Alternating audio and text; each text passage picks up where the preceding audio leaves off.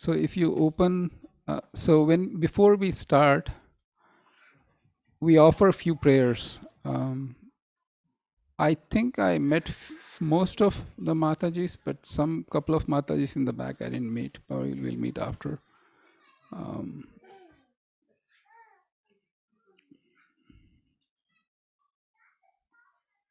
okay. If you open Bhagavad Gita, there is introduction. If you go to introduction, those who want to follow the prayers, you can follow, but you don't need to follow. So there is foreword, and then the page number 1. So a little bit more. If you go to the introduction, you can. Perfect. All right. You don't need to follow the prayers, but this is a prayers that we invoke for auspiciousness. And so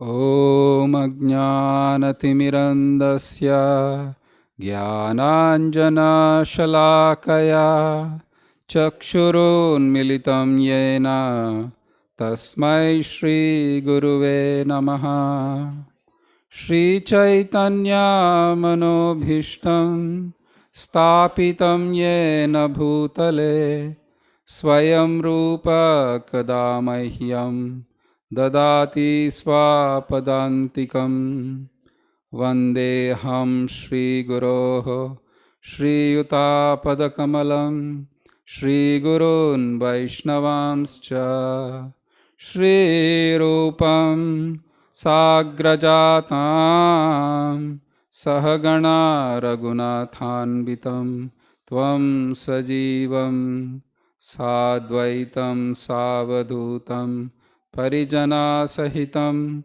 Krishna Chaitanya Devam Shri Radha Krishna Padan Sahagana Lalita Shri Vishakanvitamscha He Krishna Karuna Sindho Dinabandho Jagatpate Gopesha Gopika Kanta Radha Kanta Namostute Tapta Kanchana Gaurangi Radhe Vrindavaneshwari Vrishabhanu Sute Devi Pranamami Hari Priye Vancha Kalpatarubhayascha Kripa Sindhubhya Evacha Patitanam Pavanebhyo Vaishnavebhyo Namo Namaha Jai Shri Krishna Chaitanya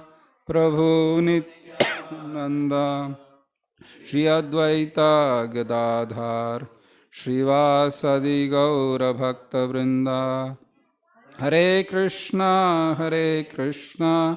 Krishna Krishna Hare Hare Hare Rama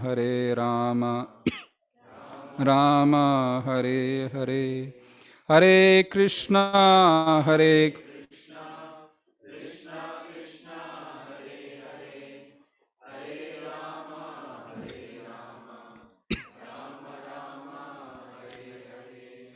Krishna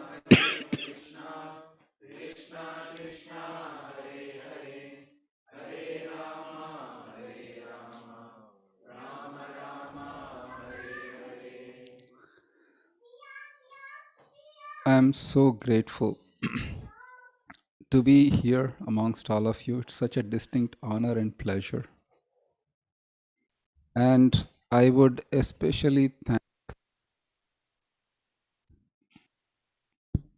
okay, and Ankit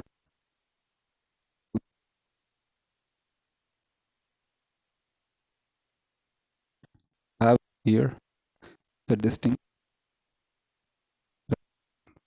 I would like to welcome everyone also. So now we will have a little bit of kirtan. Aditi Mataji informed me that few of the members are coming, so we'll have kirtan. You might say, kirtan? What kirtan? Why kirtan? Are we wasting our time? Some people must be having that doubts. Are we wasting our time this evening? We could have caught that latest movie that was going on. I don't know, whatever is the Bollywood, Tollywood that's going to come. Or that restaurant, that review I heard, it was really good. Maybe, but as we go ahead, I promise you, I will tell you the return on your investment for those who are the MBA entrepreneur types out there. So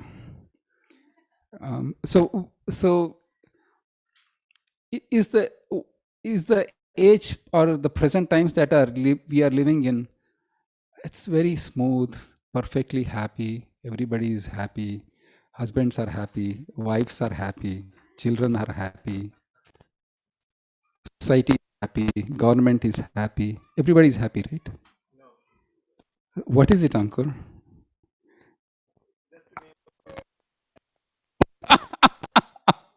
COVID and inflation, you sum very well. So the mic is okay. Thank you. Thank you, Praveen.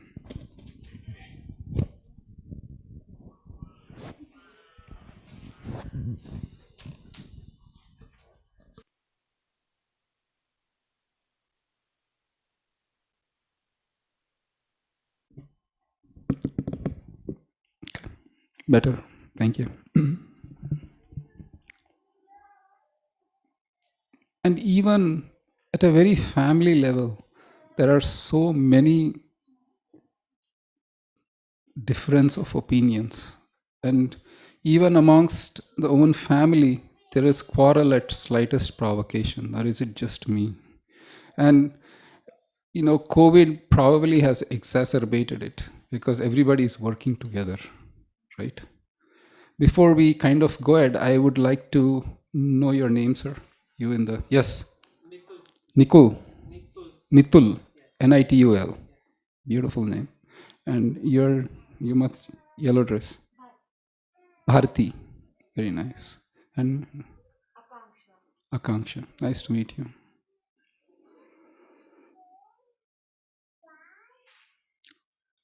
This state of affairs is not something that unfortunately has come about. It's one sense unfortunate, but it is not unfortunate. The so-called mythological scriptures in the past have actually said about this particular age. And in Bhagavatam, it is mentioned, Kaler doshanide rajan astihi eko mahan guna. Kirtanadeva Krishnasya Mukta Sangha Param Rajit. That in this age of Kali, there are serious discrepancies as we can observe. Everybody wants peace and happiness, yet it's eluding. As Ankur said, the inflation actually is pretty bad. I mean, people are worried. Like, the money that I made, is it enough? And you were thinking, in India only inflation is a problem. Yes or yes? But now when it hits home, you'll start wondering, what's going on. The Bhagavatam says that by chanting the names of Krishna, because in the previous times we hear the stories from Rama and Mahabharata that the sages went into the forest, they performed austerities for thousands of years. And that itself is a serious, people will have doubting. Okay, how can a person live for thousands of years? Here, if you are living for 100 plus years, newspaper reporters will chase you. What is the secret of your success? And if you are 110, means you are worldwide celebrity. As if you have done. And that person says, I didn't take much stress, had a whatever, every day a little bit, and I'm okay. So in this age of Kali, it is mentioned the best way of finding peace and happiness is to chant the names of God. And the mantra is really simple. We'll practice that for a little bit till others join in, and then we can have the class. And Nitul, one thing I request, forget about the status reports you need to send. Forget about the Slack messages that you need to get.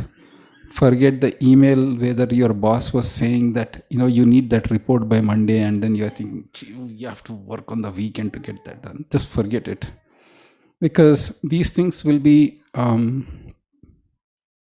inevitably there. But just for Friday evening, let's just open our hearts and just, even if you know the mantra, even if you care about the mantra, don't care about the mantra, just give it a try. Who knows? And Aditi is not sitting there with her credit card machine trying to swipe the money you need to pay to get this mantra. It's completely free of cost. All right, we'll start that. Is that the sun?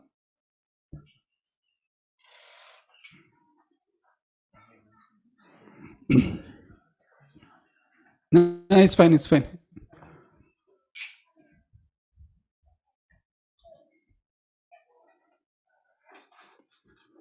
Namam Vishnu Padaya. That's perfect. Perfect, Prabhu. Thank you. Namam Vishnu Padaya, Krishna Prashtaya Bhutale, Srimate Bhakti Vedanta Swami Niti Namine. Namaste Saraswati Deve Gauravani Pracharine, Nirvishesha Shunyavadi Paschatya Deshitarine. Jai Shri Krishna Chaitanya Prabhu Nityananda, Shri Advaita Gadadhara, Srivas Gaur Bhakta. Hare Krishna, Hare Krishna, Krishna Krishna, Hare Hare, Hare Rama, Hare Rama, Rama Rama, Hare Hare.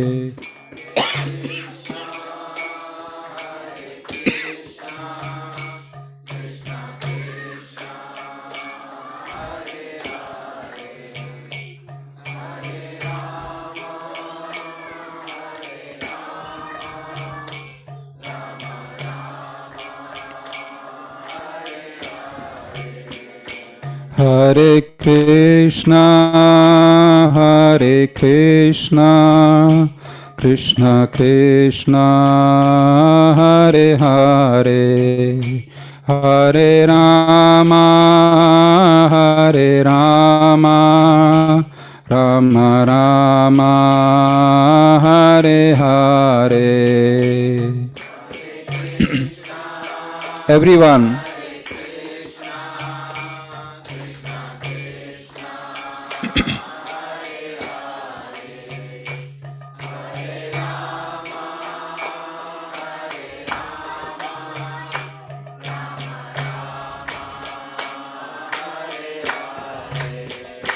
Hare Krishna, Hare Krishna, Krishna Krishna, Hare Hare, Hare Rama, Hare Rama, Rama Rama, Hare Hare.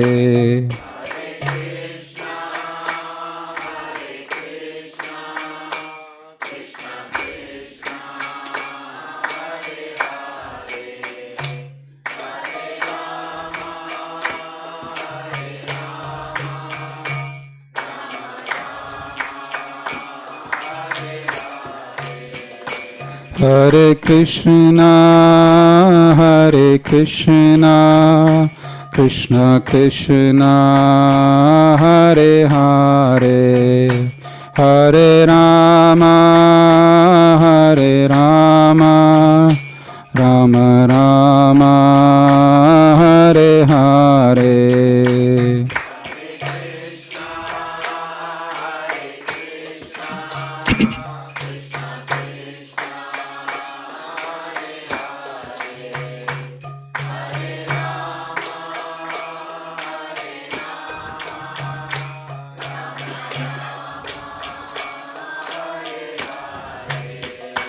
Hare Krishna, Hare Krishna, Krishna Krishna, Hare Hare, Hare Rama, Hare Rama, Rama Rama, Hare Hare. From the bottom of your heart.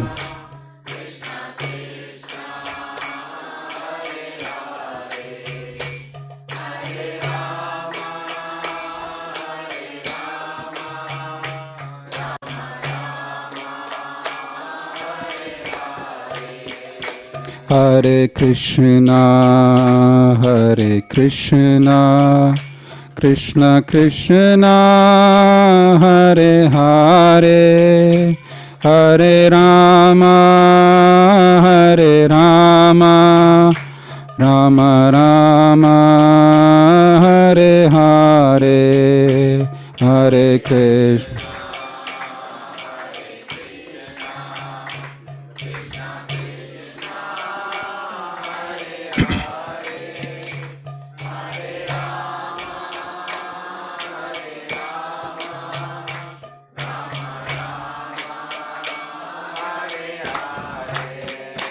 Hare Krishna, Hare Krishna, Krishna Krishna, Hare Hare, Hare Rama, Hare Rama, Rama Rama, Hare Hare.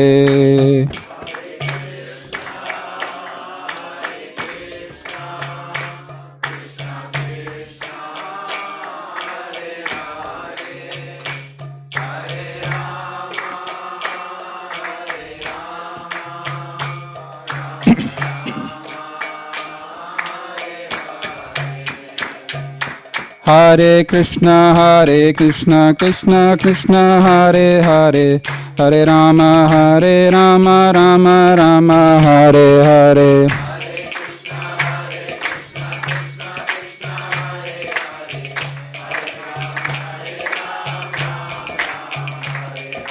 Hare Krishna, Krishna Krishna, Hare Hare, Hare Ram, Ram Ram, Hare Hare.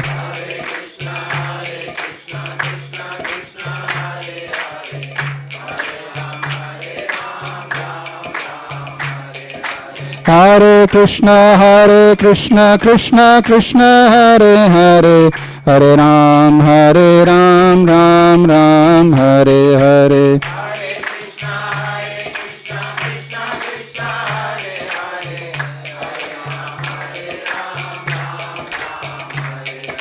Hare Krishna, Krishna Krishna, Hare Hare, Hare Rama, Rama Rama, Hare Hare.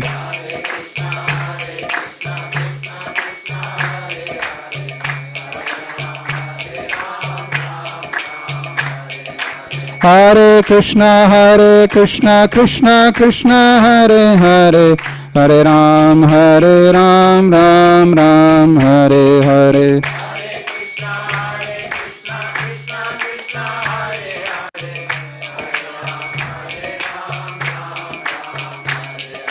Hare Krishna, Krishna Krishna, Hare Hare, Hare Rama, Rama Rama, Hare Hare.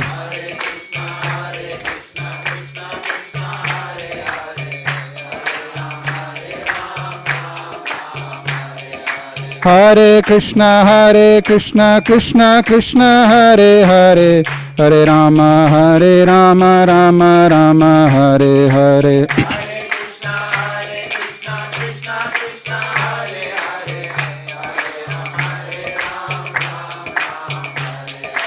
Hare Krishna, Krishna Krishna, Hare Hare, Hare Ram, Ram Ram, Hare Hare.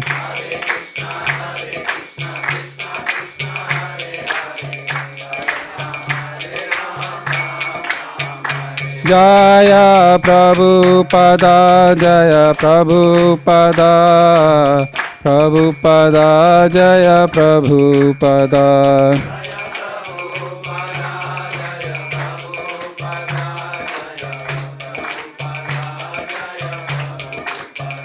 Jaya Guru Deva, Jaya Guru Deva, Guru Deva, Jaya Guru Deva.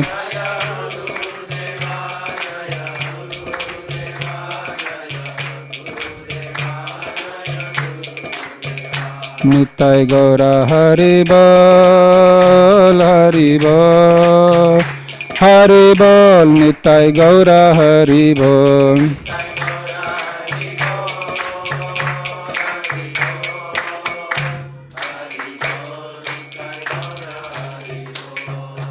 Sri Harinam Sankirtan ki jai.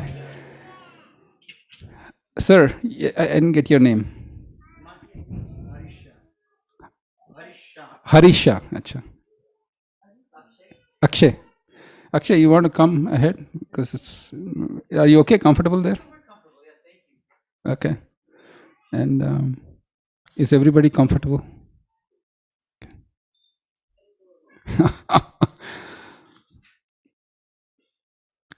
Are there any questions or comments before we start? I mean, you can ask me questions like who's going to win the 2022 midterm elections? Probably I won't know. More importantly, when will the inflation come down? Sorry, I can't tell you. How will the stock market go? Sorry. But if there are any questions about spirituality, I can give a talk and then we can ask questions. Or if there are any questions that we need to discuss, we can always discuss. The other point I want to make is that it's a free-flowing class. You can stop me at any time and ask questions.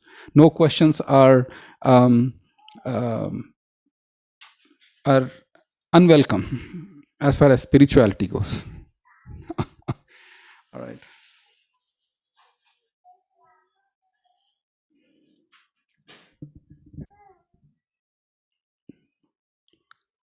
Do you want to be happy? Or, yes, Tarun is straightforward. I like him.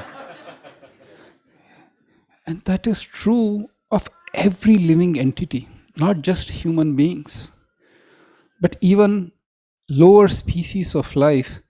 Every one of us want to be happy. And that happiness somehow is not enough if you just are a little bit happy. But I'm looking for happiness that is unending, or the good times should never last. Yes or yes? Does anybody get up in the morning and go to the travel agent and say, Bhaiya, which country in the world has the highest COVID cases? Let me go there and get some COVID. Nobody will do that. Everybody wants to be happy and healthy.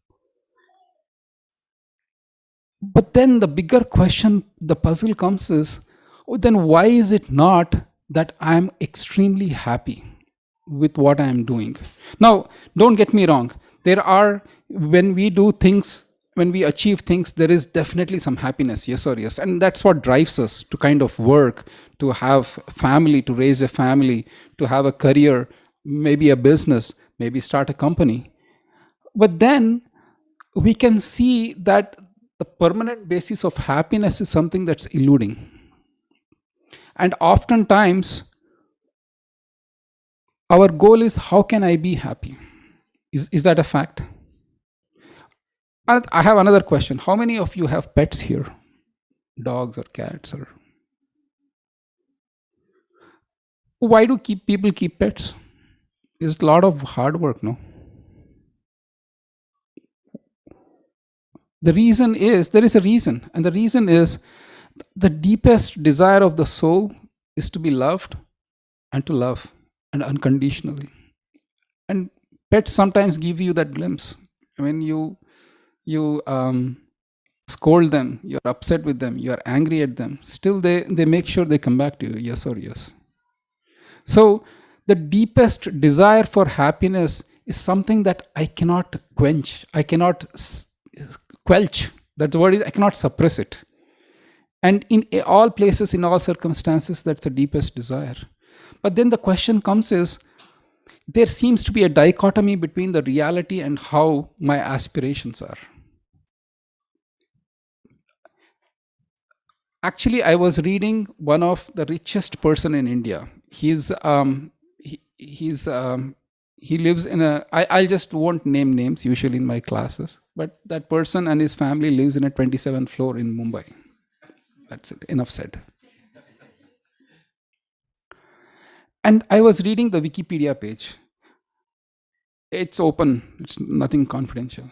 He said he watches Bollywood movies. He says, at least I need to consume 2 or 3 Bollywood movies a week. And why is that? Well, I need escapism. I need to escape the realities of life. And I was thinking, amazing. This person has everything possible, yet he's escaping the reality of his own life. And there are millions out in the world want to be like that person. Yes or yes? This is just the nature of this existence is, but where is this escapism? What is this deep rooted desire for escapism? And that is undeniable. I mean, you during COVID, personally, I'll tell you, I wanted to escape from house. You felt like really cramped up. Yes or yes? People escape from work, and but where is, if this, as of today, whatever I acquire is supposed to give me happiness, then why is it I am trying to escape, including the person who is having a 27-story floor in Mumbai with practically having everything in, on his wife's 40th birthday, he just gave a small insignificant gift of $300 million plane. So if a person has everything and you're still wanting to escape, it points to something more deeper, something a more inner desire of ourselves to kind of get that happiness. And spirituality is actually discovering our own true nature that leads to unending happiness. The scriptures say that as long as we identify with and of this world, then you are affected by the changes of this world. And I can speak in Hindi as well. So if there are questions in Hindi, that's fine, but I would continue in English. Bhagavad Gita, this is a book that you have in hand. Now you might be saying, yeah, it's mythology, 5,000 years ago. Somebody spoke to someone and that problem was solved. What do I do sitting taking Bhagavad Gita in my hand? How is it going to solve my problem? My boss is asking me to learn Java, and Bhagavad Gita doesn't have Java. Or knitting, or the latest business tech, or AWS. Our friends are here in AWS. I need to know the latest AWS. Bhagavad Gita doesn't have it. Why should I waste my time with Bhagavad Gita? Is that a fair question or what? But so, shall I give the story of Bhagavad Gita a little bit? Is that okay, Amit? And because you should know what Arjuna was trying to solve, and then we will know what's in for me. Why do I even quote unquote waste my time with Bhagavad Gita? Siddheshwar ji, you're good sitting down, or you want to sit up? Okay, because there is some place. I will not go deep into the story of Pandavas and Kauravas. Everybody knows the story. Yes or yes? More or less. The small, in a nutshell, we know that the Pandavas were virtuous and the Kauravas were not so much. They were envious. And they knew they couldn't defeat the Pandavas through fair means. So they used an unfair means. What was the unfair means? I'll give you choices. A, poisoning them. B, gambling match. C, online poker. D, war. Gambling match. They called for a gambling match. And then, the Pandavas, they lost their kingdom.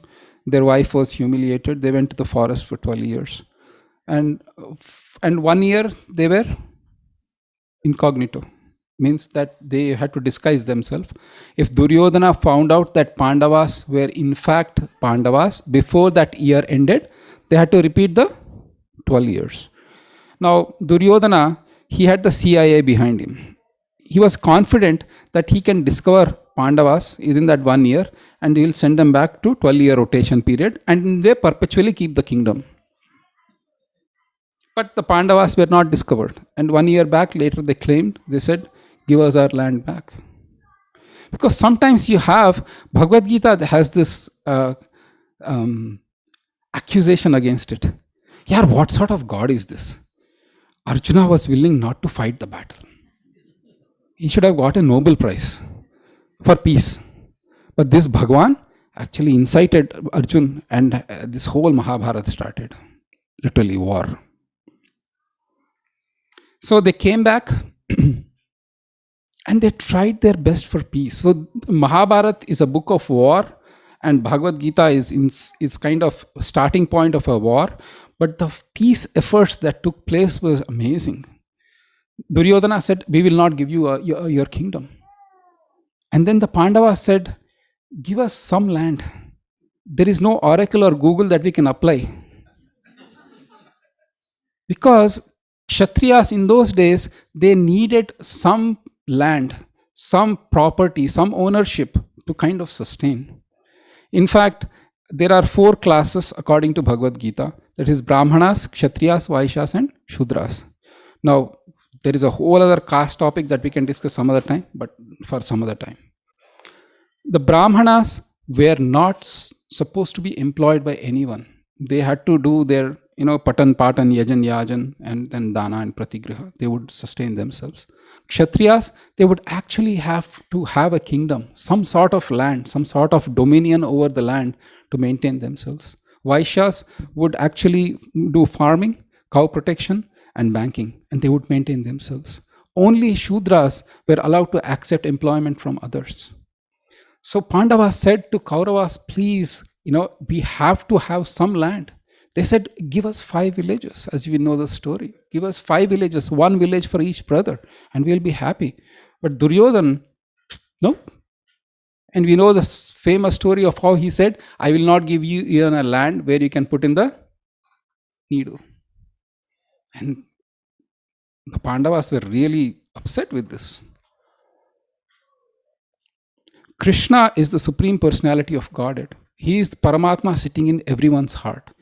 And he has that power that nobody can say no to him. Krishna said to the Pandavas that I will go to Hastinapur and I will ask for peace. But Yudhishthira Maharaj said, knowing the nature of Duryodhan, he will insult you, my lord. Please don't go. Please don't go to Hastinapur for peace. And you don't have to ask anything on our behalf. You know what Krishna said? Krishna said, if I don't go, then the whole world will blame you for starting the war. Even after I went and asked for peace, and if they refuse to give peace, which means, you are clear. This shows the nature of the love between Lord and his devotees. That the Lord is willing, because he went and quote unquote he was defeated. Matlab, he was unsuccessful in his mission, yes or yes. He couldn't convince the Kauravas to give the kingdom back to Pandavas. From God's perspective, it's a failure on his part, yes or yes. But he is willing to take the failure on behalf of his devotees, just to kind of prove to the world that Pandavas tried their very best for peace before the war began. But Duryodhana said no. The armies were collected, huge armies, and they went all over the world. Duryodhana went to one place, the Pandavas went to one place, they collected as many kings as they could. 3.9 million soldiers at one place. If you put it in Bay Area, the entire of South Bay will be occupied by the soldiers. It was that big of a armies together. That is just the soldiers we are talking about. The horses, elephants, the weapons. It was like a huge, massive war that is about to begin. And then in the very first chapter of Bhagavad Gita, Arjuna asks Krishna, "Oh Krishna, take my chariot in midst of these both the armies to see who are here to fight with me." And when Arjuna goes in between the two armies, he sees that they are his own relatives, his fathers-in-laws, brothers-in-laws, nephews, teachers, grandfathers like Bhishma, they're ready to fight. And Arjuna's heart becomes soft. He says, no, I don't want to fight this. And then because I don't want to kill my own family members. I mean, that's a very challenging situation. It's a very difficult situation. And Bhagavad Gita starts like that. And then coming back to this, that Bhagavad Gita is actually representative of the problems that we face in this world. We might not have to worry about a fighting war with our own family members and kind of killing them to death. No, that is not that. But do you have problems like, should I accept this job? Should I stay in India or should I stay in US? Should I marry this person for those who are single? Who are married, I no comments. For those who are married, like, I should have done that, married that, life would have been. So the decisions that we face on a daily basis and the intelligence we use to solve them, it strengthens when you read Bhagavad Gita, because we get a higher perspective of life. When we read or when we take decision, our data points are severely limited by our vision, and that to our vision of what we have experienced, yes or yes. But Bhagavad Gita gives a much bigger perspective of this world. And when you take decisions based on the harmony in line with Bhagavad Gita, then you will realize that it's worth taken. I'll pause here. I've been speaking for a while. Questions, comments? Bharti, any questions? Comments?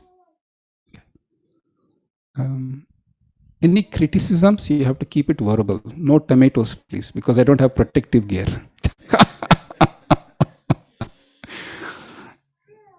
Any questions? Ankit? Okay, yes.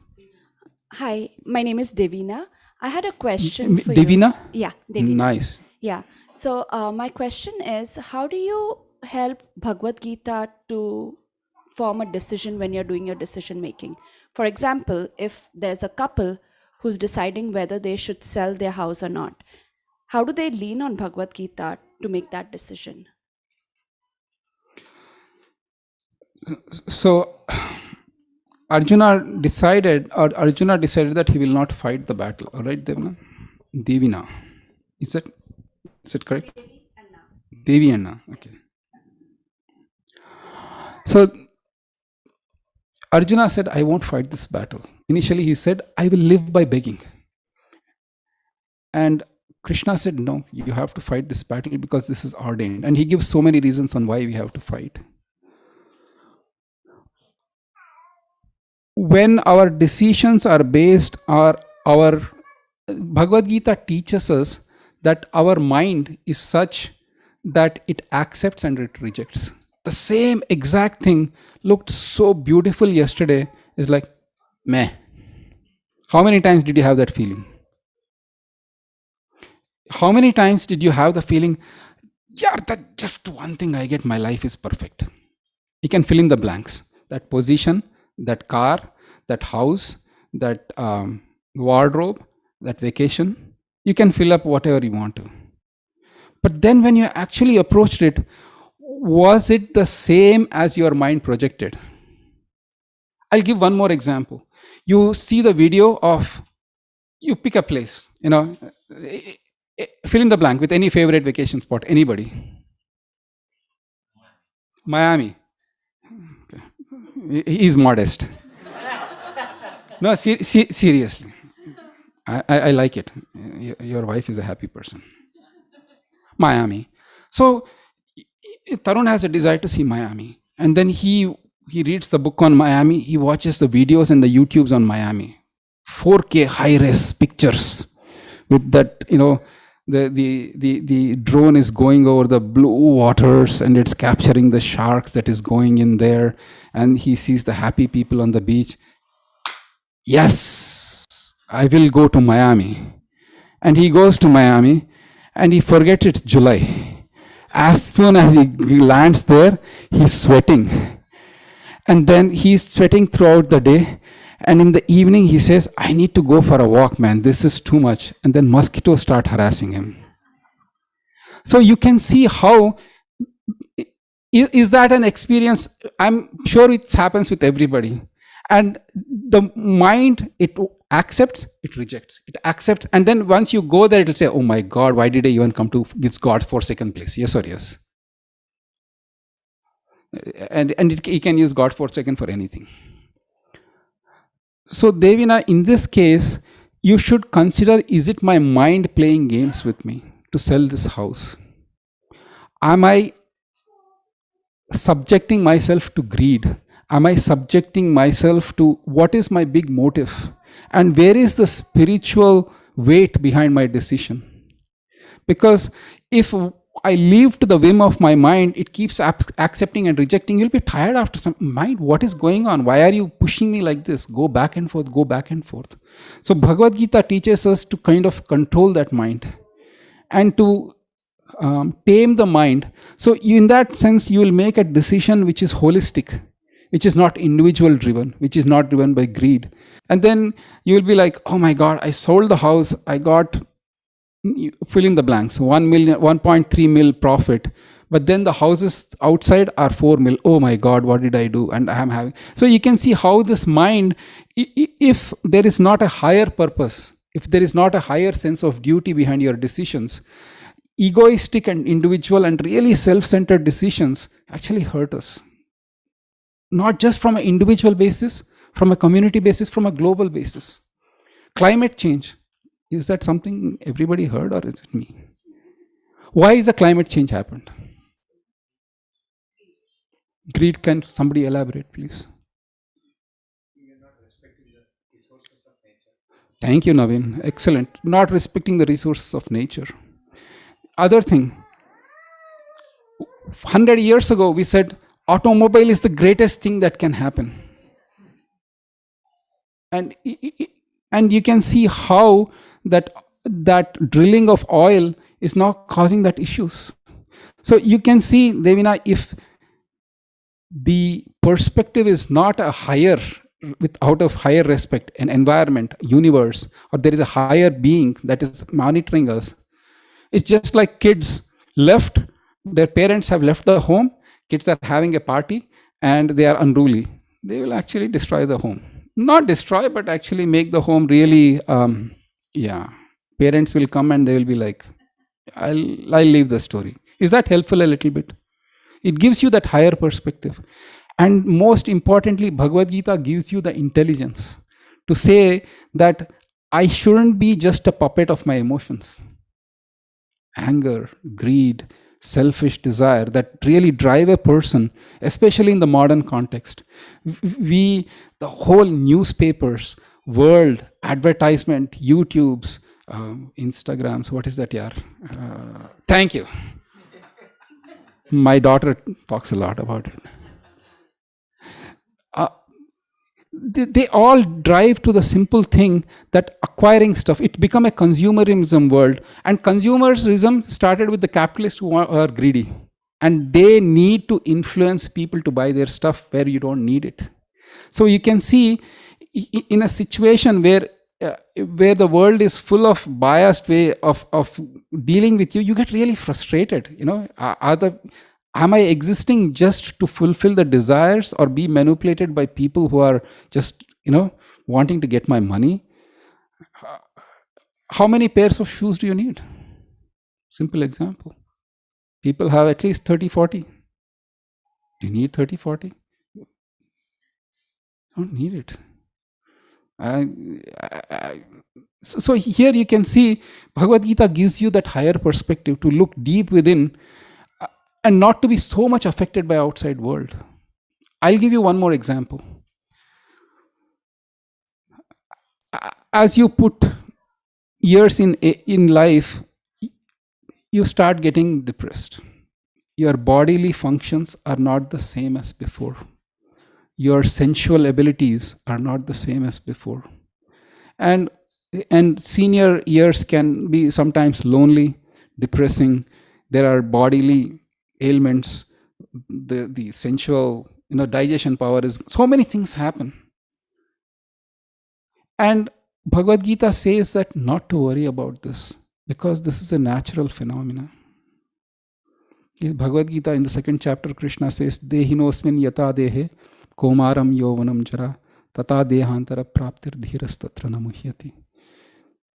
Do we all remember when we were 6 years old? I mean, some vaguely. But you were 6 years at some point of time. Is that a definite fact or not? Or somebody wants to disprove that? I was born at 20. I was born in an academic college. I just when I took birth, I was in the third year of my college. What do you say? Everybody had, but do you have that 6-year-old body?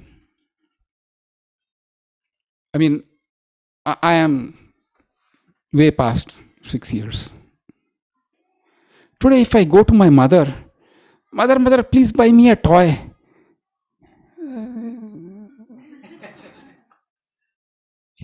I am your child. I will say, but you are way old than toys now.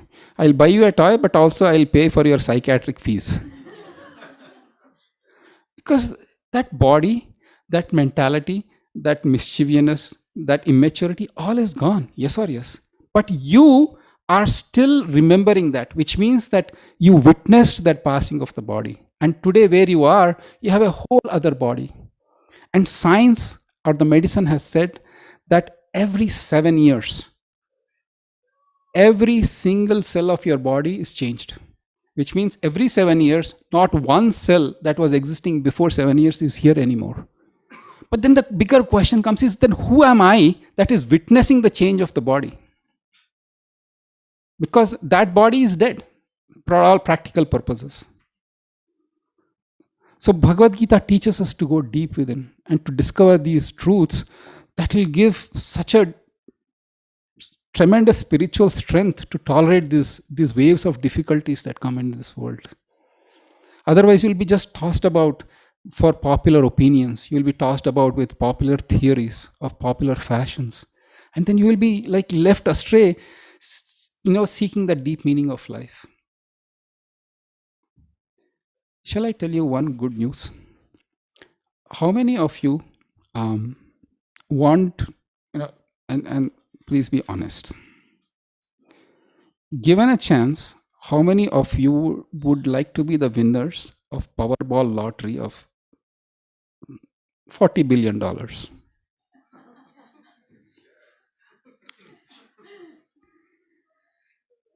What if I say that you already have hit the jackpot? You'll be like, sorry, please don't come for me with a checkbook because I can't. Oh, really? Okay, start writing checks. No, I can write checks, but they'll bounce like anything. So the Bhagavatam says that the soul that I'm talking about is the same soul that inhabits all the animals. But in the human form of life is something actually, Devina, we can even meditate on these questions. Like, what is it? The spiritual topics are actually even considered in the human form of life. If you take Bhagavad Gita and show it to your pet, where is the cookie? Because in the animal bodies, there are 4 things that actually work. Ahara, which means khana, nidra, bhaya, defense, and mating, union. And it's common. In fact, if you don't believe me, then go see YouTube videos of animals defending their territory or feeding their children, giving birth. They work so hard practically to kind of feed their children like we do. Then in the human form of life, then what's the difference? Because one of the popular theories, and please don't regard it ever, saying that man is a social animal, so we can be just like them. You can be, that's your choice. But the thing is, in the human life, you have that choice to be animal. And Krishna is saying, if you make that choices, then you will be in that next life. But at least it's such a beautiful critical juncture that you can at least perceive, think, what is spirituality? Is this just a mythology that I need to just waste my time, or there is something higher truth or purpose? And Bhagavad Gita teaches us that to be extremely happy and be fearless in the struggle of material existence. Otherwise, this world is such that it's constantly changing, and you are often caught with so many guilts and regrets and what ifs, and could have done this, could have done. The whole mind is going like that, world is going like that. So at least some place a human life should have, saying that, what is the higher purpose? Why am I here? Is there genuinely a God? Or is it just a mythology or a bogus thing that I'm wasting my time? At least thinking about this is possible in human form. And that's why we have given this intelligence. But if you misuse it, then you can see some shocking things of how humans can be even worse than animals. Right. More questions, comments? I've been speaking way too much.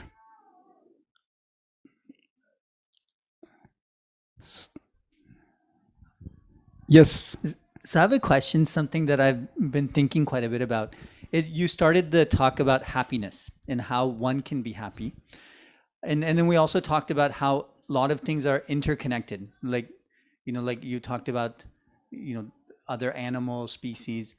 So one of the things that I've been thinking a lot about is, can you truly be happy as an individual if other people around you are not happy, or society is not happy, or animals are not happy? And so this is something like, for example, if you want to be happy and you do things to be happy, but your child is not happy with you, can you really achieve happiness at the utmost level? So curious your thoughts.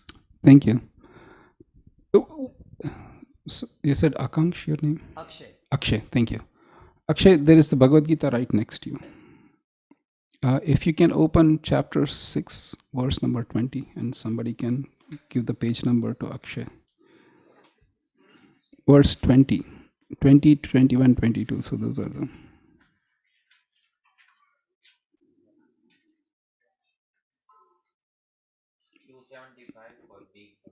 275, correct. And would you take that beautiful mic and read the translation, please? This one here. Okay. In the stage of perfection called trance or samadhi, one's mind is completely restrained from material mental activities by practice of yoga.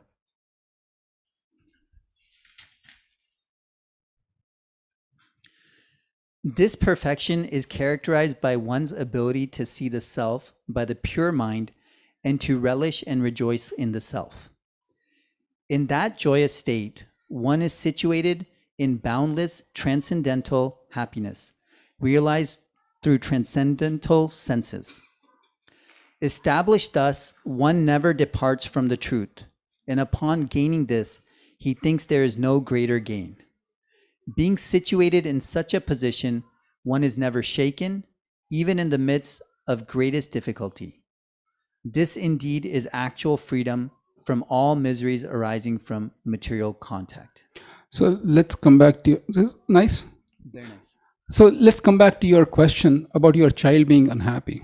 And this is a very generic answer, so please don't take it negatively.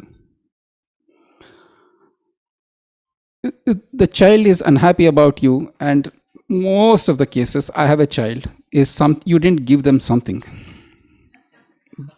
and they wanted something either. Anyways, you can leave it to fill in the blanks. In Bhagavad Gita, Krishna says that you can feel the hand, correct? And you can see that you have eyes, mouth, and the senses through which you can consume objects. And there is a mind that kind of says, I want rasgulla or anything. For those who have high sugar, then sugar-free rasgulla. Then, and that mind is thinking, feeling, and willing. I want this, I want that, I don't want this, I hate that. And beyond that mind is intelligence. Intelligence, and where is the intelligence coming? Uh, I want to buy that Tesla. I look at the bank balance and the stocks, my stocks, stock market. The intelligence comes in to say, your mind wants something, but then your intelligence kinds of holds the mind. And beyond the mind, intelligence is the Atma or the spirit soul that's never destroyed. Now, if you don't see things from Bhagavad Gita perspective, you think that you are the sole provider of the child, and the child who has her own or his own senses and mind, you think that I have to provide everything for my child, otherwise the child will not like me anymore. But if you have Bhagavad Gita, then you can say my child is having her own mind or his own mind, and that mind is trying to grab the objects of senses, and I'm the father, I'm trying to provide it. So in a more healthy and wholesome choice, you can restrain your child, saying that that is not the way things are to be done, because you already got the dress and 2 days ago, now you're asking for $400 for another dress. Doesn't work. So that detachment comes, and then you will be able to withstand the positive and negative reactions of the child. Krishna says in the Bhagavad Gita, this world is such that, did any of us experience that nobody ever criticized in our whole life? They never said one harsh word. They never gave a negative performance review. Your mother-in-law was saying, you are my damad is my Ishtadev. Your wife is like always happy with you. Did that happen, Akshay? No. Not.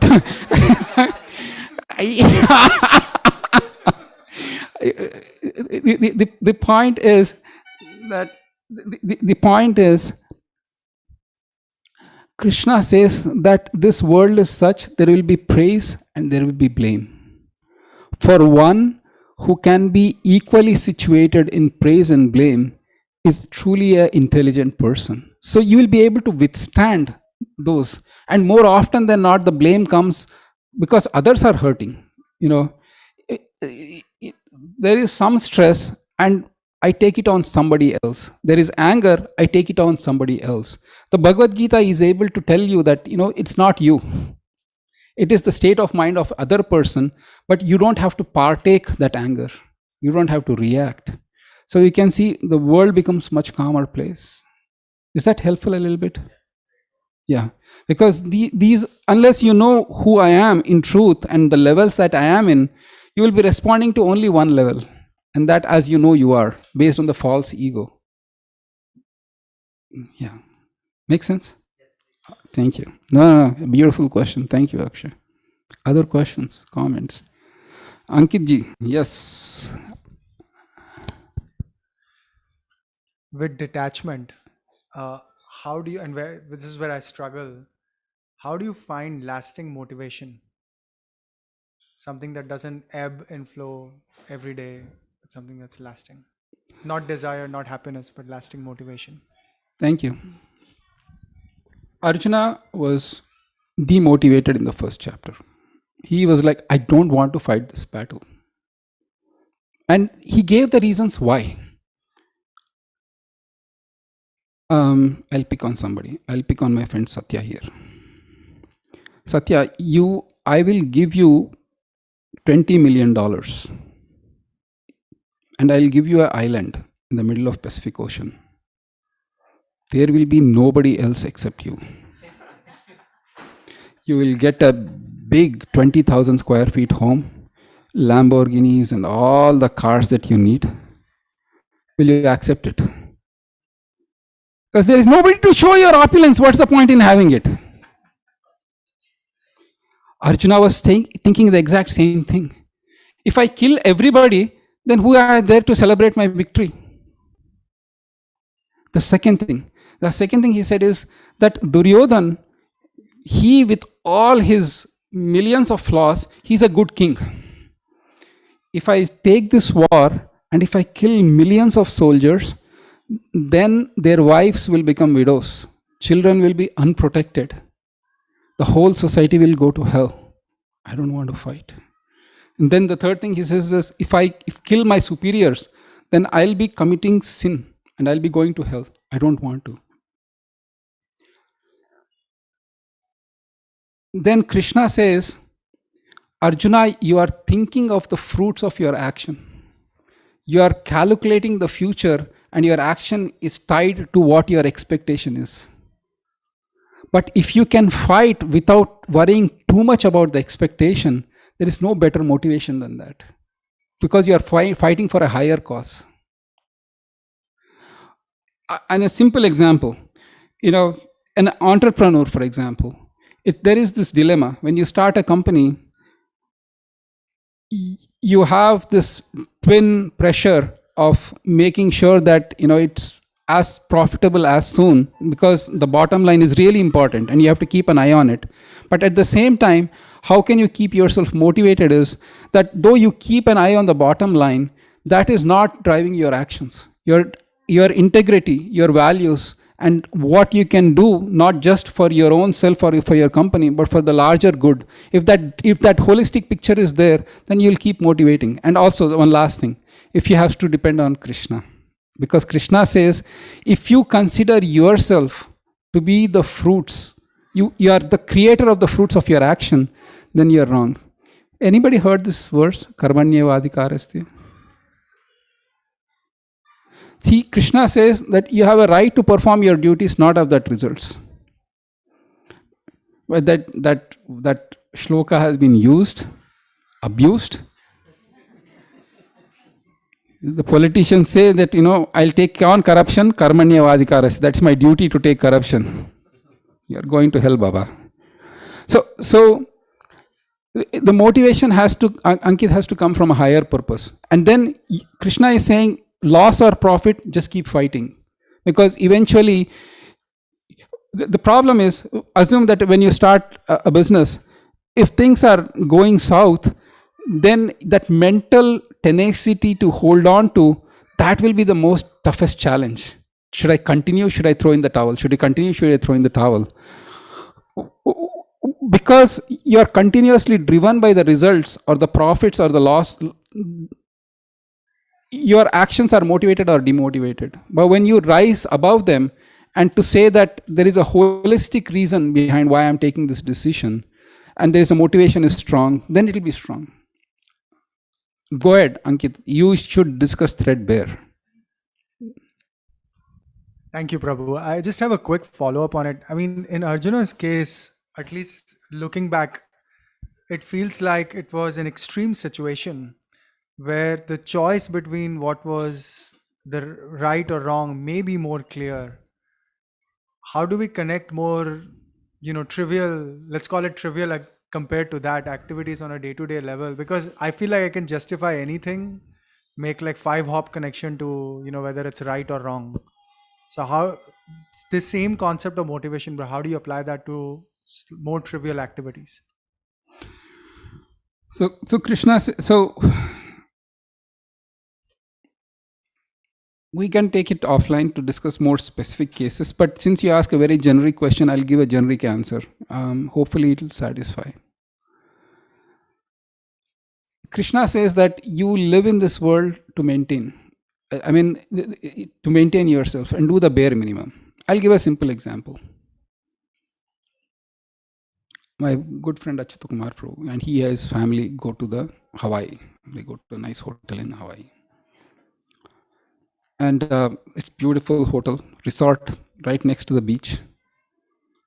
They kind of land, they go to the hotel room.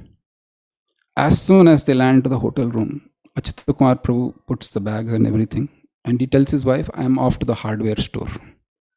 Huh? I don't like the color here on the walls. I'll go and get painted yellow. After that, what will you do? Well, I need to go to the nearest furniture store. Why? This bed sucks. I'll get a better one. Ankit, you'll realize that this is a crazy course of action because you're here to do your business and go. So in this material world, We are here temporarily passing as guests. Do the best we can and leave the place better than we found. The problem was, did the sages of India, didn't they know about genes and petrol? Didn't they know about cars and pollution?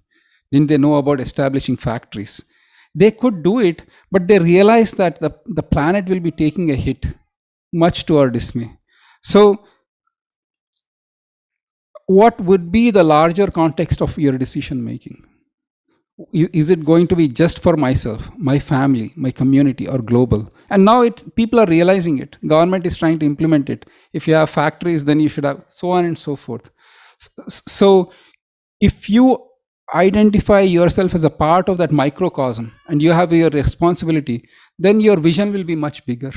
Just not, and the chances of getting wrong are lesser. Is that okay, Ankit?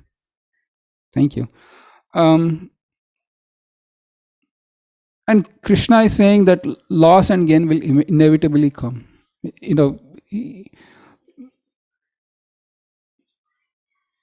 it's just the nature of this world. When you accept that nature, then you have that wherewithal to withstand in tough times. Okay, go ahead. Online question. Ankit ji, more questions. You can discuss threadbare. I can spend the whole night. Don't worry, we'll have prasadam.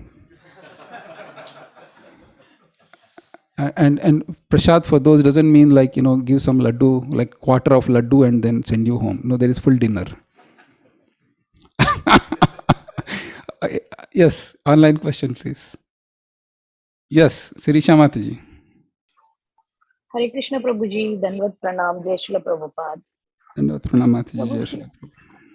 Prabhuji, as you said, if there is no companies or somebody won't work for develop the companies or anything, how can people survive with work? People needs to survive to do some work in this world, right, Prabhu? We need those also, right? With our spiritual things, we need that. How can we understand that? Arjuna actually didn't want to fight. He said, I'll go to forest.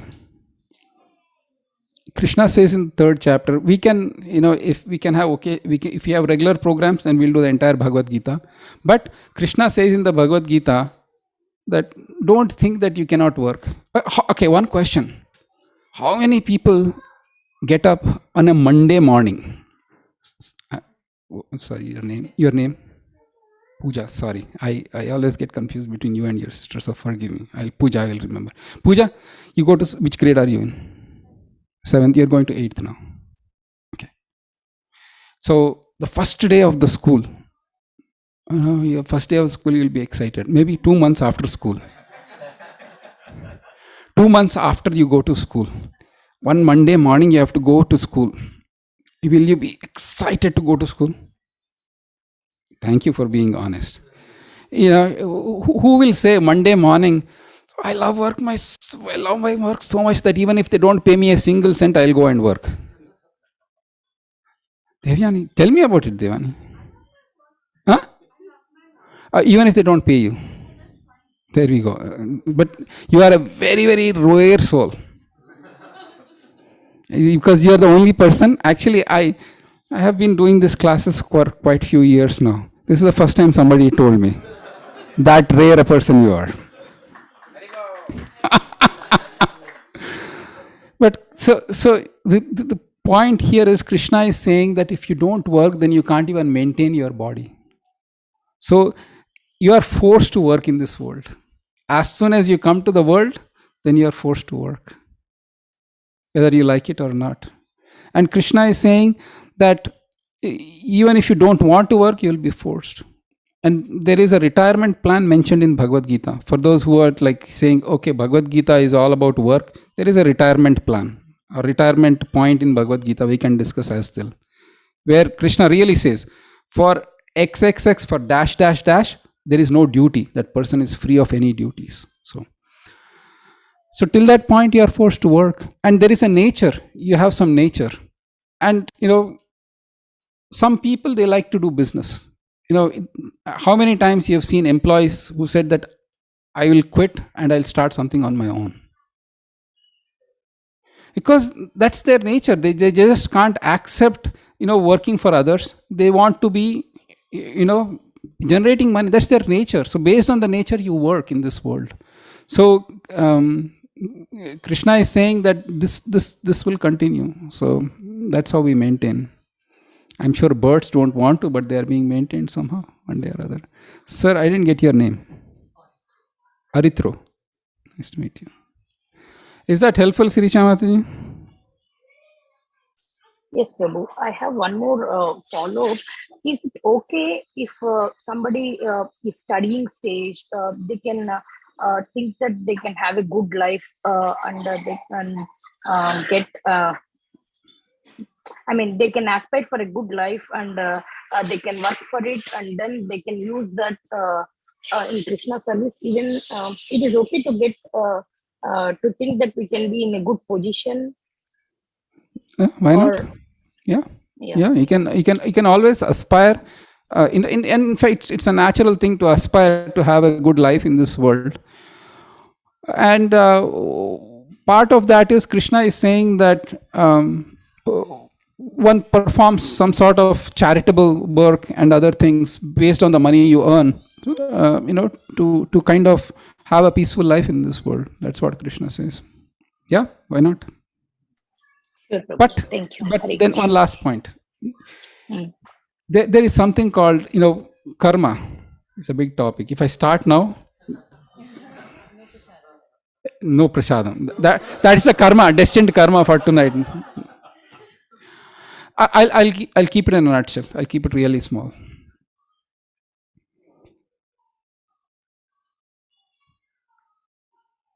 I go on book distribution, and somehow I went to Monterey, and there was one gentleman who was a Christian who was baiting me, who was like trying to get me into an argument. You're Hindus, right? I said, well, we are Hare Krishnas. He didn't know the meaning, so I said, I left it. We are Hare Krishnas. You believe in reincarnation, soul? Yeah. We don't believe in it. This is soul and all that, we don't believe in it. I said, okay. So I said, but you believe in heaven and hell?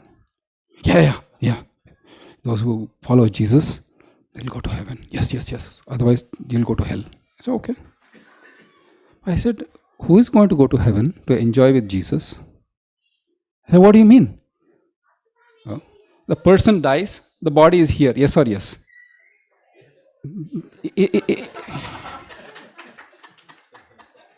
But who is going to heaven to enjoy or suffer? He said, there is no soul, there is no reincarnation. He changed the topic. Karmic reactions means that as we take different bodies, the good or bad we have done in our previous life will come to the fore. That's it. Because one of the things that will hurt a common decent man in this world is so much of cheating, hypocrisy, corruption and everything. You will sometimes believe people who are corrupt are making more money, they are enjoying life better, and I am being the honest person. Is there any justice? Should I even be like a fool trying to do the right thing, whereas people by hook or crook are making money and they're enjoying life? But please understand that, tell them to.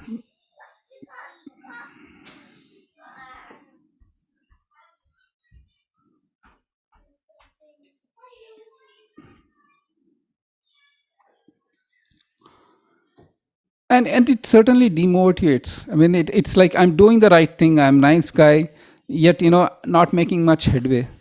Krishna is saying that, he tells in Bhagavad Gita, in the 4th chapter, he says in the 22nd verse, Yadricha labha santushto dvandva tito vimatsaraha samasiddhava siddhocha karmani na nibhadyate. He says that those who work and are satisfied with the gain that comes of its own accord, they are the people who are not bound with karma.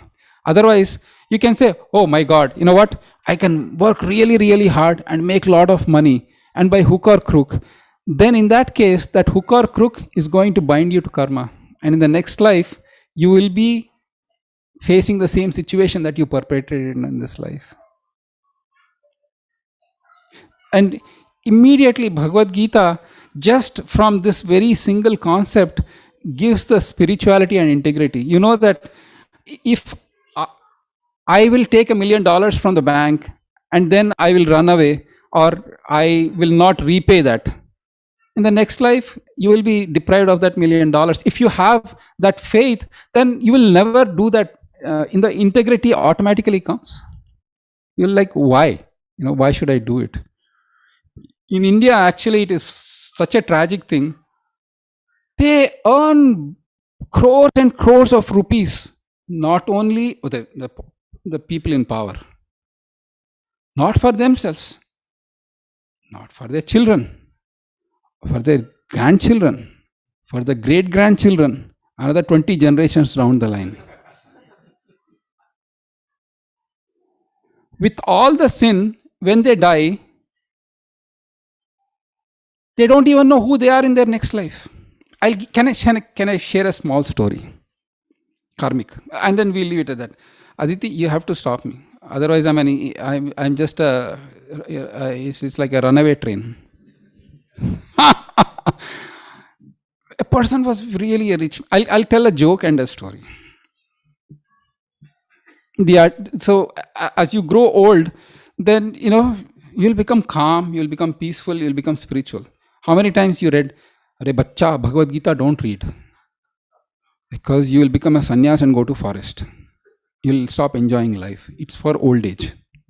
Okay, let's discuss that scenario. So a very wealthy man, he earns a lot of money and he has 3 sons. And then he has 3 lines, 3 verticals, business verticals as they are called. So, he's dying on his deathbed.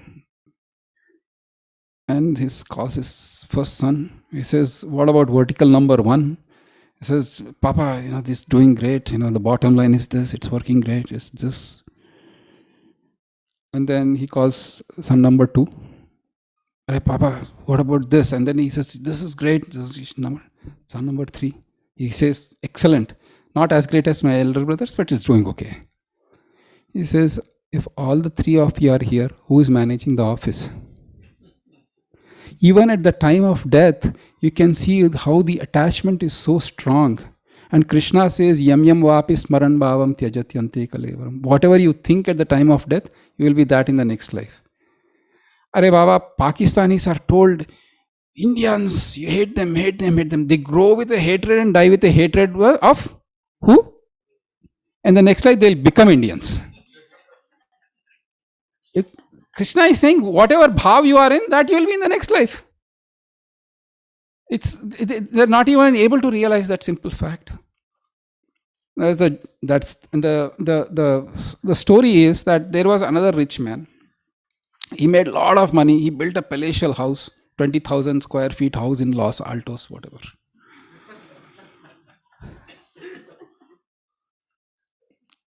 And we'll tune the story to Bay Area. So he built a 20,000 square feet house in Los Altos. And his sons, daughter-in-laws, everybody lived. And that person died. And somehow or other in the next life, he became a plumber. Now, by that time, he became a plumber. His sons in the former life had become old. And one day that person went into the bathroom. The plumbing was not working. They called this person. And this plumber went to his former house, which was his own house. And he was doing some plumbing work, and that plumbing broke. And water gushed out, and the whole house spoiled. So his former sons, they beat him with a stick. The point I'm trying to make is, people talk of legacy. That's another thing, is people talk of legacy and what they... Arey Baba, once you leave this world, you won't even know who you were in your previous life. So is legacy that important? compared to your spiritual development that you can take in the next life. Krishna is saying that little development of spirituality, you can advance spiritually. I don't have much time. Okay, 0.000001%. That's all I could do this life. Next life it is 0.0002%. That you can take it in the next life, but nothing else you can take in this life. So Bhagavad Gita actually gives us that bigger vision of when you live this life, then how can you not just live for this life, but also in future life. Is that helpful? Thank you. Other? Yeah, Mate, did you have Aditi Mate? Okay, go ahead, Tarunji. All yours. So, I wanted to ask, sometimes things don't go as we plan or as desired. I'm sure everyone feels that way. And then the common result of it is I become angry. And so most time, let's say, I'm not in that awareness, oh, I'm becoming angry here. I'm just in the anger mood and we can do things in anger situation. So, what is the solution? Thank you. It's a nice question. When you say I am angry, which part of me is angry? Is it my mind? Is it my senses? My skin? My soul? It's obviously my mind. So, Krishna actually, do we have time? Because we are talking of practicality. Which verse in Bhagavad Gita? Dhyayato Vishyan.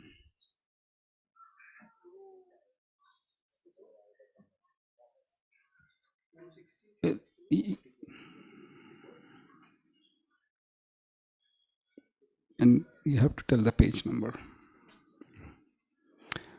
All right, Pooja, you should do the translation. Please do the translation. Somebody give Pooja. Page number? Page number? 262. 128. Okay, just wait, Pooja. Everybody is there on 128 or? Page number 128 of Big Bhagavad Gita. Small book is 122. Big hardbound is 128. And the soft bound is 122. 128.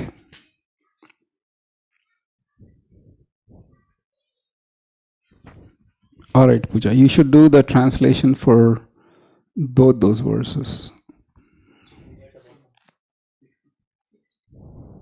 Oh, okay. Dhyayata while No, just the translation better. Oh, this part. Yeah. While contemplating objects of the senses, a person develops attachment for them, and for such attachment lust develops, and from lust anger arises. Okay, and the next?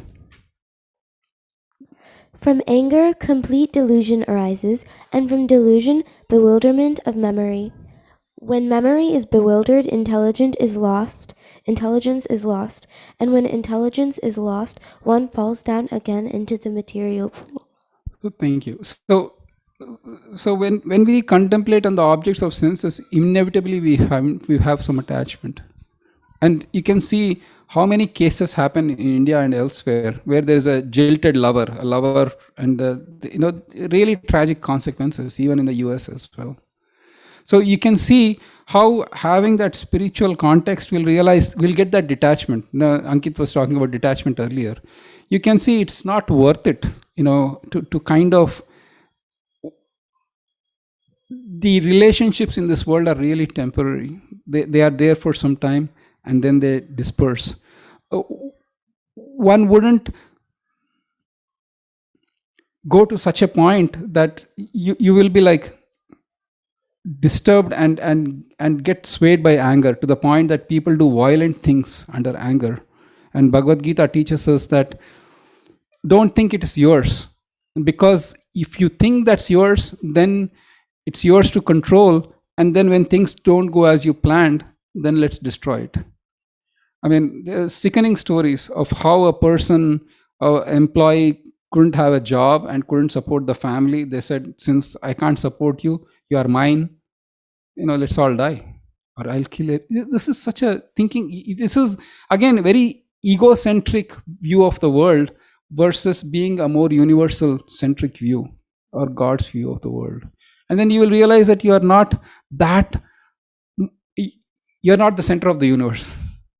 There is already a center of universe and you play the part in it.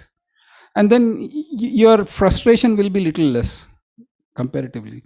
But having said that, it's a work in progress, Tarun. The more one spiritually advances and the more one sees this material world as it is, the lesser the anger is there. Not completely gone, but less. And then if you see the will of God in everything, then you won't be as angry. I mean, there are many stories in Bhagavatam that we can discuss, but is it okay for now? Thank you. Can I ask follow-up? Yes, sir. And sometimes, like friends, family members, the other part, some things then don't go as we plan, but sometimes people don't behave as we plan around us. So at that time, let's say I can suppress my anger and I do what I want. But what about their anger? They are unhappy with us. So that makes me feel sad that like I can't do anything. I mean, I can't make other people happy. Not I cannot make anybody happy unless they want to be happy.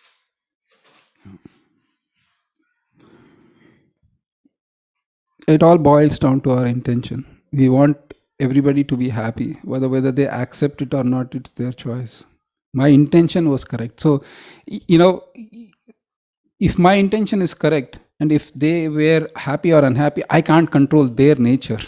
I can't control their personality. I'll do the best I can. And I am not God to give everything to what they want. Right?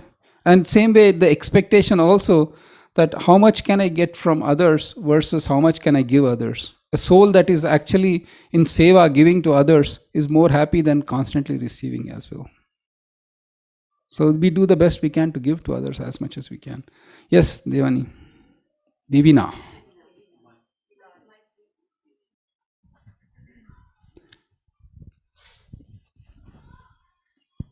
So, building off on what you're saying, like giving, and also to what he was talking about earlier, there comes a point in everyone's life where you have to debate between how much you can give and to whom. And here I want to highlight there are two paths, right? Like, as parents of young kids, your kids need a lot from you, but you also have responsibility towards your aging parents. And especially, some aging parents can be living abroad. But at the same time, I also have to take care of my kids. But I definitely feel the responsibility towards my aging parents also. And, two sets of parents, so in-laws, our parents. How does Bhagavad Gita help in that decision making? Because at some point you have to prioritize, right? On who you can give. Yeah. On who you can give. As you can see, I'm right now prioritizing on giving him the remote. Yes. Very good, very good. Okay. Yeah, so my question is, does Bhagavad Gita have any guidance in terms of, to your earlier point about decision making, how does one decide how do we help? Because heart lies everywhere, right? Heart lies in our family, heart lies with the parents who've done so much for you, but heart lies in the kids that you're raising and who don't have anybody else but you. So how do you do that decision making in terms of Bhagavad Gita's teachings? It's every family has their individual specific requirements.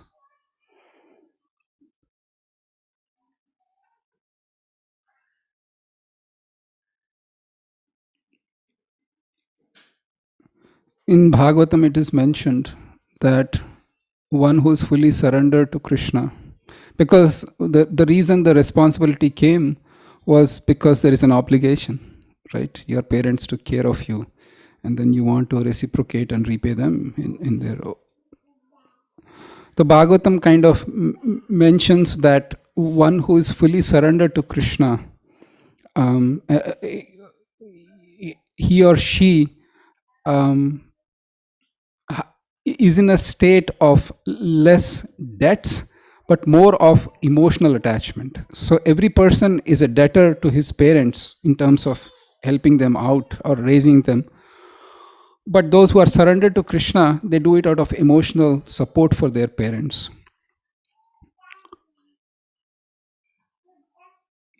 If you can bring your parents here, obviously they, and be with them, it's good. But if not, you can support them in ways more than one. So maybe send them money, maybe talk to them. Actually, one of the things is that they need somebody to talk to, and just to know that there are multiple ways to kind of answer that question. It all depends what is their health, what is their emotional needs, what is the society around them. There are so many particulars that we need to.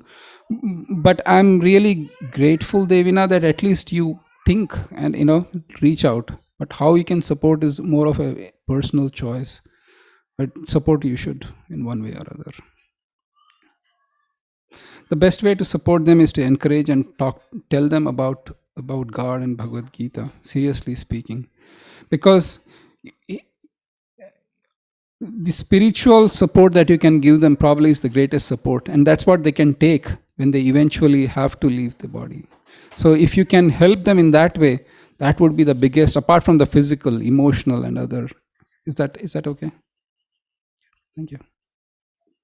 Thank you. Yes, actually.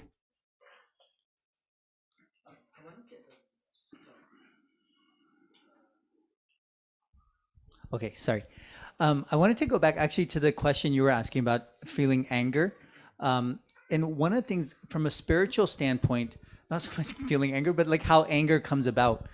One of the things that I've noticed is that actually things like anger, even though they're in the mind, they have a influence on the body. So one of the things, for example, like I teach my son, sometimes actually my son is actually pretty good at not getting angry, better than me, but I teach him nonetheless, is like I teach myself maybe, is that sometimes when we get angry, we have physical reactions to that, and that awareness is also on the journey of spirituality. And I was just curious if you thought that makes sense. So for example, if you feel angry, you may notice you frown or your fist clenches, and that may be a step towards a spiritual development. So I'm just curious if you view it in a similar way, of the idea of self-awareness of body and mind on the journey, in addition to knowledge, and how those tie together, like knowledge versus awareness of self and surroundings.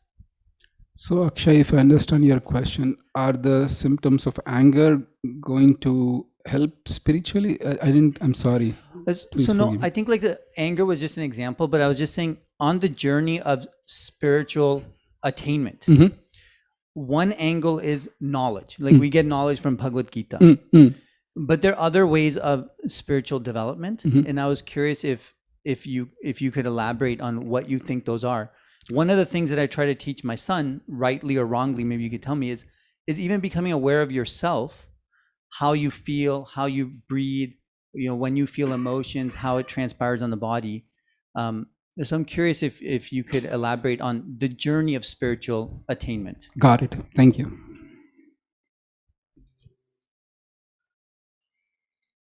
So there are few paths that are mentioned in Bhagavad Gita. The chapter 3 of Bhagavad Gita talks of karma yoga, where perfection is achieved through performing one's own action. Fourth is, as you so rightly pointed out, the fourth chapter is knowledge. The fifth chapter is karma sannyas, but the sixth chapter that you actually are talking about is being aware of the breath. And Krishna talks about controlling the breath and incoming and outcoming and so on and so forth. So unless the knowledge is there that I am above my emotions, then you can possibly not know the emotions because you are in the emotions. So please teach him that you are above the mind. And when you are convinced of that fact, then he or she is able to actually be aware of the emotions. But if I am part of the mind, then my anger and me become one, and I become that mind, and I go and wreak havoc. So the Bhagavad Gita teaches us you are not that mind. And in fact, in Bhagavad Gita, it's mentioned the mind is the best of your friends when you are able to control it. It's the worst of the enemies when you let it loose. So if you can give that awareness to your son, then it will be much more useful aspect of it.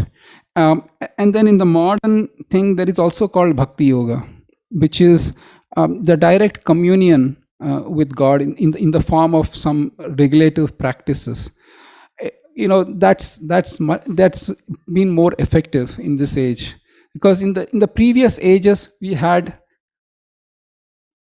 forests, we had sages, we had the training. Right from when you were 5, you were trained how to sit in the asanas, control your breath. But in the modern context, since we don't have all those, there is a higher and faster way of yogic realization, as is mentioned in Bhagavad Gita itself. So is that okay, Akshay, the answer I gave? All right. And I appreciate the detachment, the awareness of mind.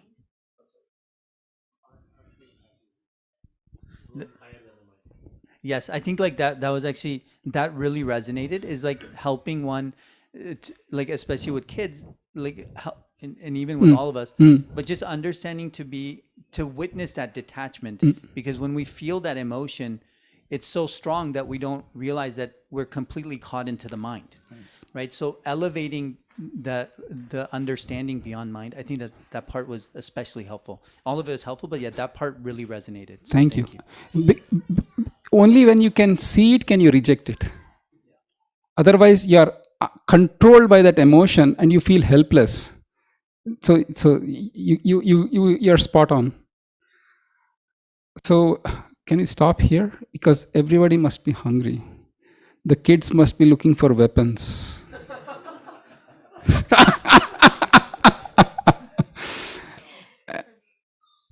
Any last questions?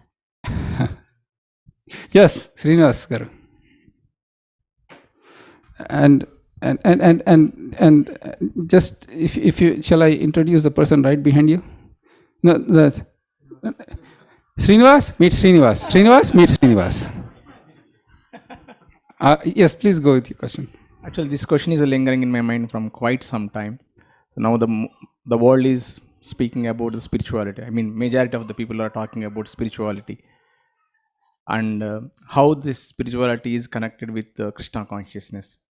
Like if I chant Hare Krishna Mahamantra or reading Bhagavad Gita, how it exactly means, what is the interconnection between these two things? Because now in the world, let us say Pandit Ravishankar, Art of Living, he is talking about spirituality. Or Sadhguru from Isha, he is talking about spirituality. But every practice is different. But if I chant Hare Krishna Mahamantra for 100 times in a day, or reading Bhagavad Gita, so these things, how I'm going to spiritually awaken by doing all these practices? I don't know if my question is valid. No, it's a valid question, and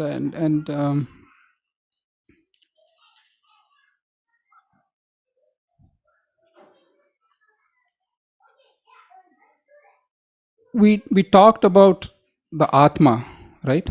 We talked about the soul, but the bigger question is, what is soul? And really, who is God? And then what is the connection? And more importantly, if I do this, will I be happy? People are talking of a God, but I haven't seen God. Why should I trust a person that I have not seen? And so on and so forth.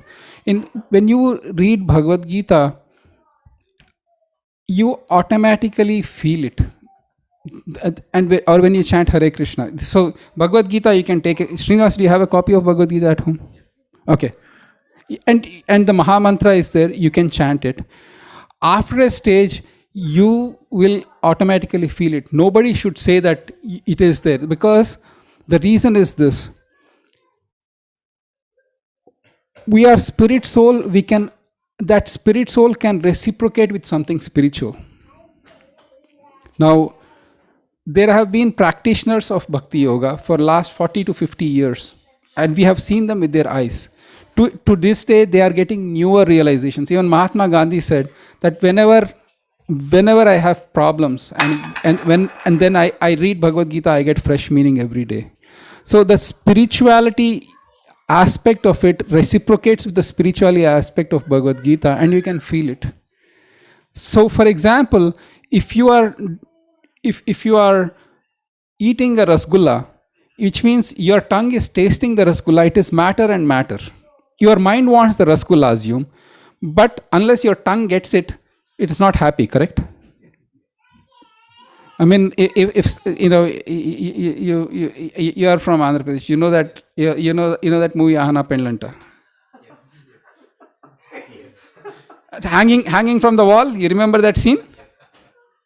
Remember that scene? Okay. For those who are not familiar with that,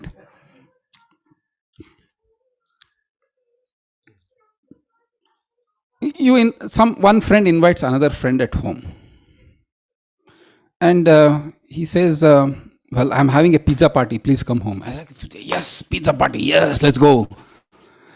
And then this friend has tied the hot pizza from the roof, round pizza, and there is a mirror opposite to that. And he's saying, "Please go eat the pizza. It's right there in the mirror."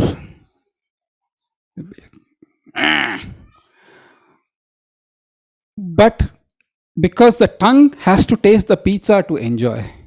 So when you do the bhakti practices that are mentioned, the spirit soul is having a direct connection with the spiritual aspect, and that you can perceive on your own. And it's a proven fact. And you might say, well, others are saying as well about spirituality. The spirituality has, okay, one thing. Did we read about atoms at school? Did anybody not read? Please raise the hand. Okay, everybody knows about atoms? Did you see anybody say atoms?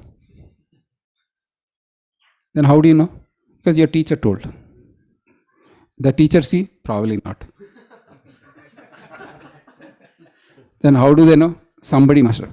But somebody has seen the atom and told, yes or yes. And today you are accepting that. Is it a fact? The same thing with spirituality is that this knowledge comes in from like the succession of teachers who have seen or realized the truth, and they are passing it on unadulterated. And because because if somebody can say, oh yes, I have seen atom. Well, what if you break open the atom, what is it there? Well, there is proton, there is neutron, there is electron, there is zyton, there is deuteron, proton. What? That is not the knowledge. It only has three things: electron, proton, and neutron. You are mixing all that stuff, which means atom is not what you say, yes or yes. So similarly, when this knowledge which comes in from disciplic succession, that knowledge that is given without adulterating, you can feel the effect. And if you say, yes, atom is existing because I said on the authority of who has seen it. So in that same way, any spiritual path that is actually authorized and coming in from a disciplic succession, you should accept it, whether it is ISKCON or any other paths. But if someone says, yeah, I manufacture my own spirituality, then it's a problem. As much as I manufacture my own atom, and that atom has zyton, proton, waton, all the atoms are there. That is my atom, extra special. It doesn't work that way. Is that helpful a little bit? Okay, yeah. No, thank you. Other questions, comments?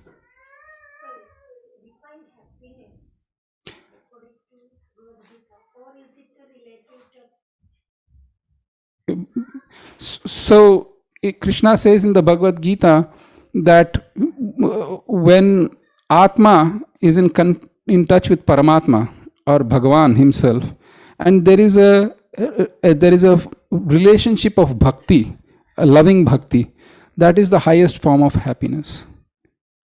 And that is what we are all seeking after. Because, is that okay, Mata? Okay, thank you. Other questions? because we can go much more on that, but in the interest of time and my safety, I will stop.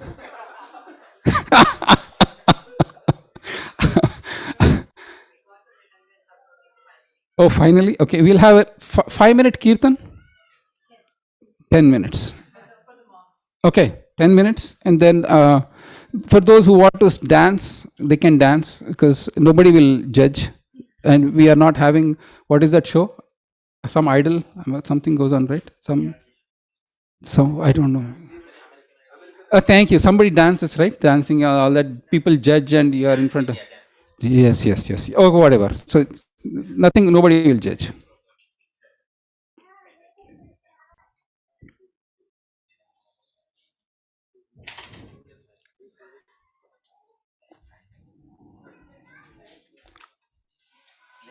Namo Vishnu Padaya Krishna Prashtaya Bhutale Srimate Bhaktivedanta Swami Niti Namine Namaste Saraswati Deve Gauravani Pacharani Nirusesha Shunyavadi Paschatya Deshitarani Jai Shri Krishna Chaitanya Prabhu Nityananda Shri Advaita Gadadhara Srivasati Gaur Bhaktarinda.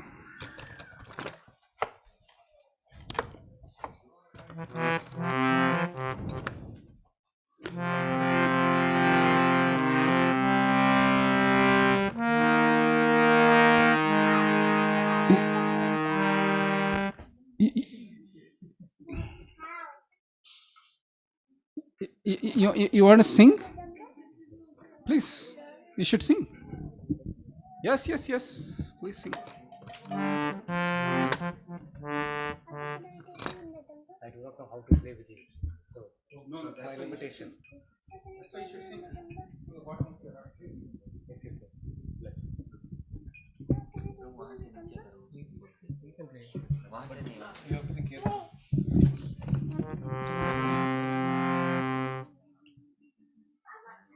You play.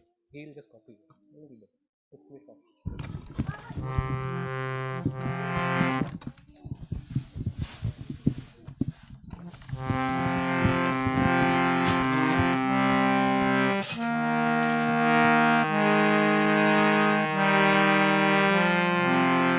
Hare Krishna, Hare Krishna, Krishna Krishna, Hare Hare, Hare Rama, Hare Rama, Rama Rama, Hare Hare, Hare Krishna,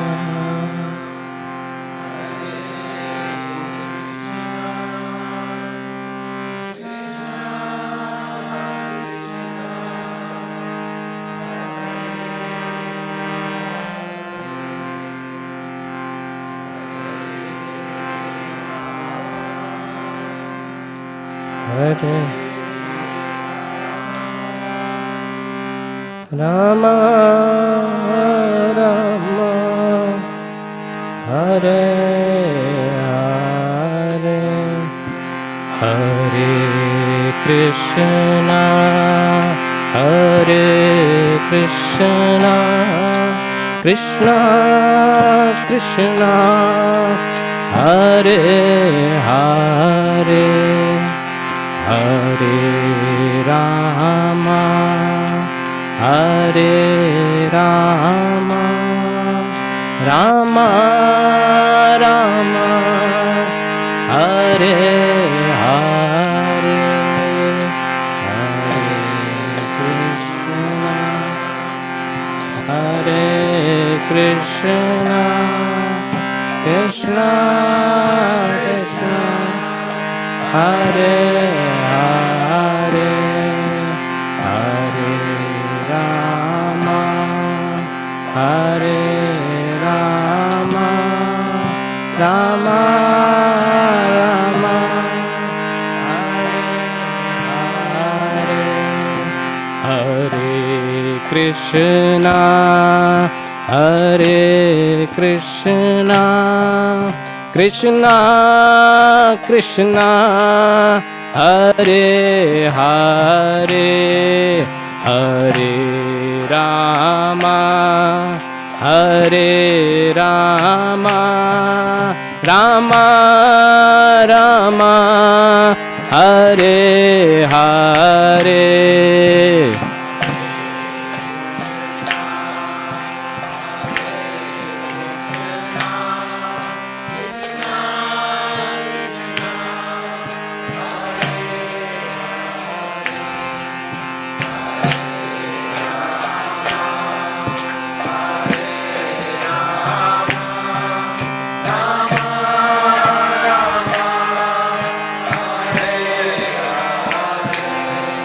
Hare Krishna, Hare Krishna, Krishna Krishna, Hare Hare, Hare Rama, Hare Rama, Rama Rama, Hare Hare.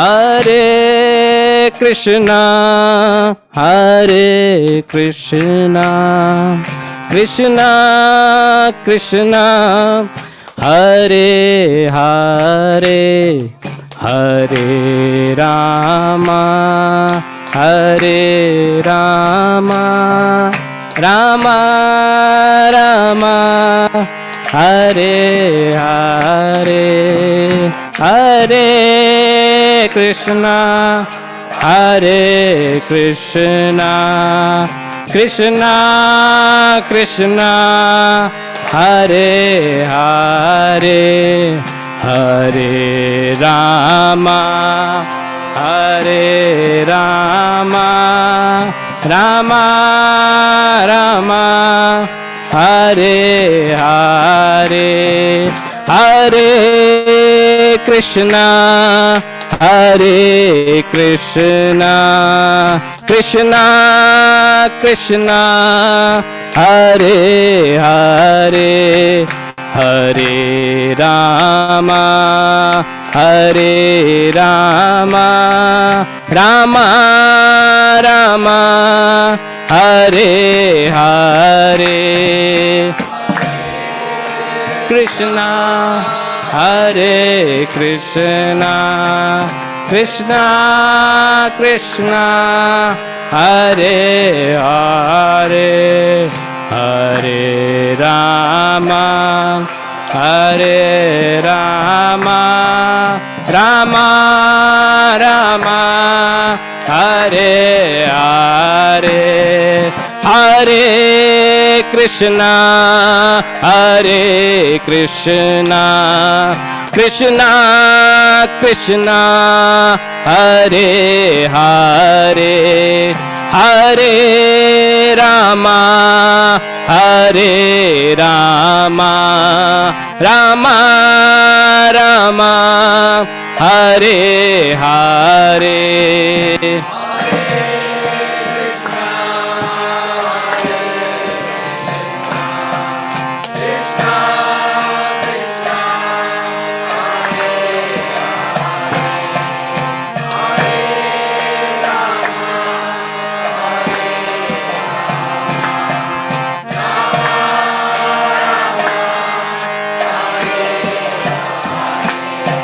Hare Krishna, Hare Krishna, Krishna Krishna, Hare Hare, Hare Rama, Hare Rama, Rama Rama, Hare Hare.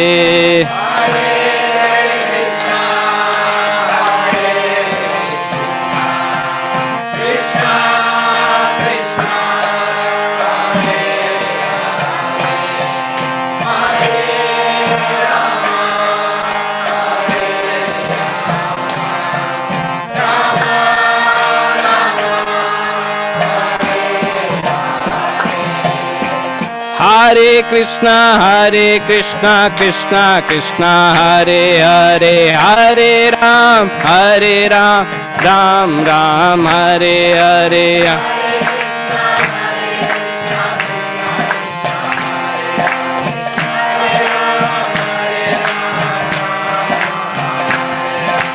Hare Krishna, Krishna Krishna, Hare Hare, Hare Ram, Ram Ram, Hare Hare.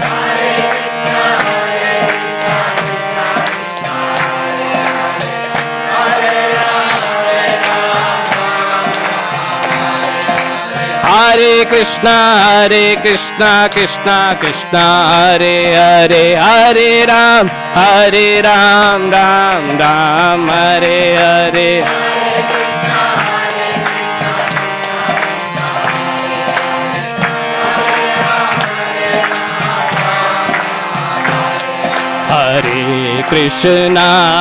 Hare Krishna, Krishna Krishna, Hare Hare, Hare Rama, Rama Rama, Hare Hare.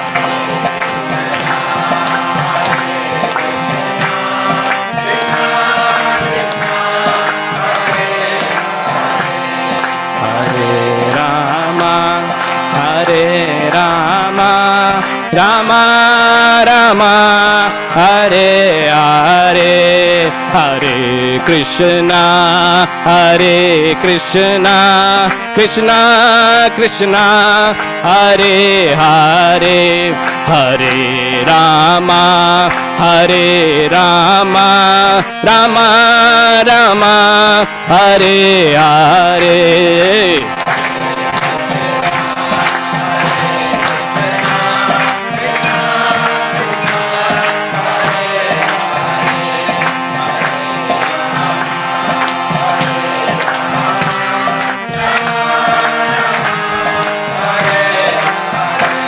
Hare Krishna, Krishna Krishna, Hare Hare, Hare Rama, Rama Rama, Hare Hare.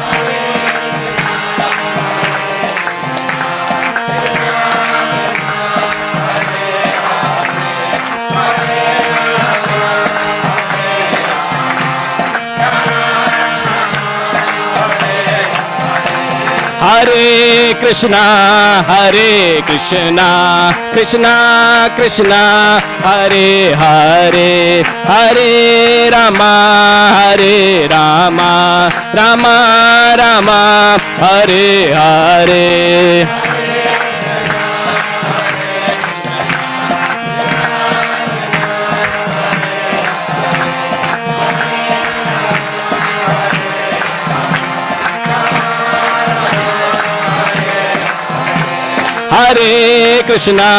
Hare Krishna, Krishna Krishna, Hare Hare, Hare Rama, Rama Rama, Hare Hare.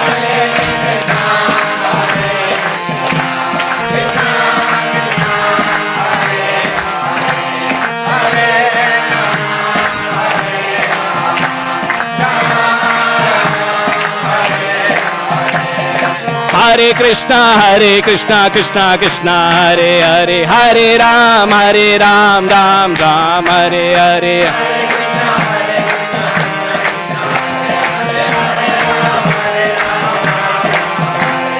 Hare Krishna, Krishna Krishna, Hare Hare, Hare Ram, Ram Ram, Hare Hare.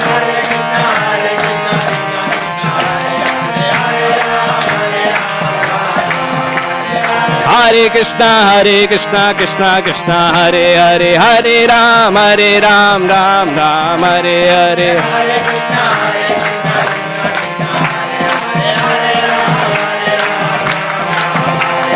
Hare Krishna, Krishna Krishna, Hare Hare, Hare Ram, Ram Ram, Hare Hare.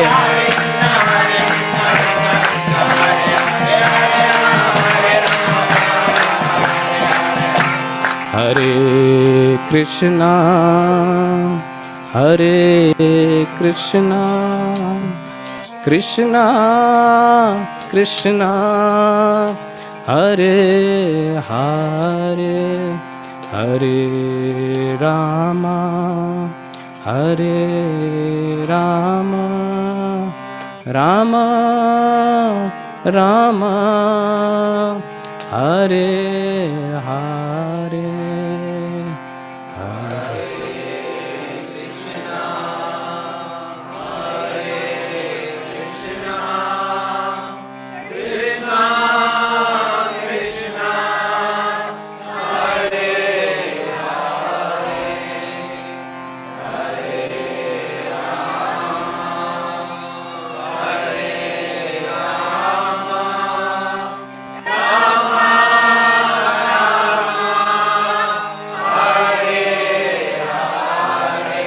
Together, Hare Krishna, Hare Krishna, Krishna Krishna, Hare Hare, Hare Rama, Hare Rama, Rama Rama, Hare Hare.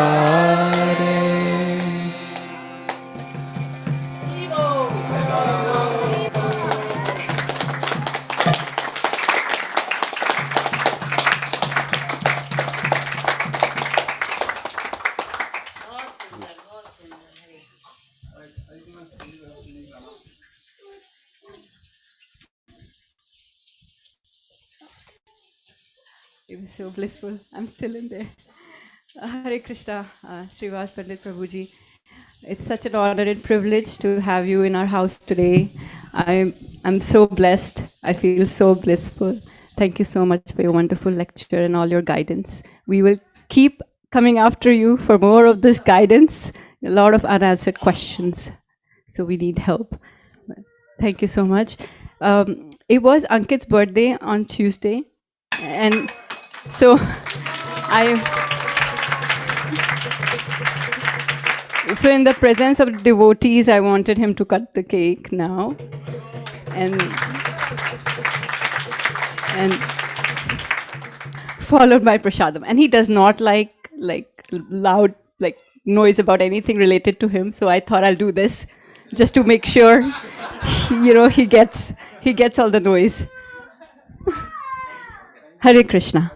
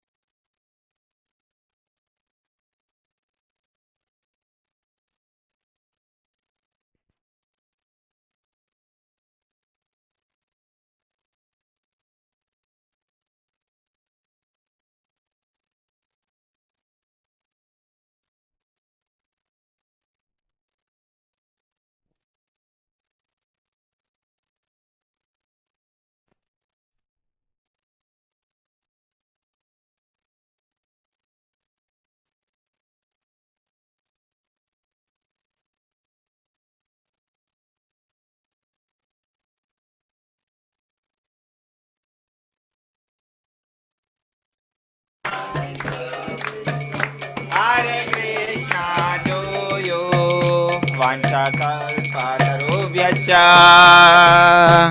कृपा सिन्धुभ्य एव च पतितानां पावनेभ्यो वैष्णवेभ्यो नमो नमः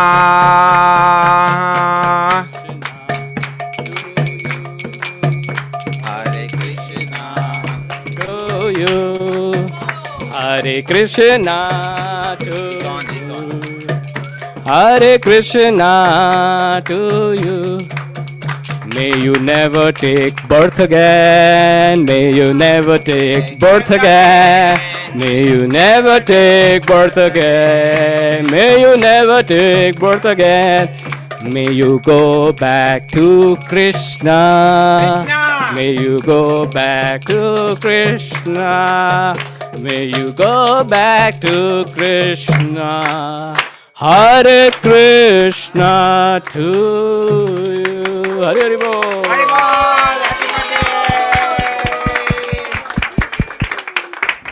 happy birthday प्रभु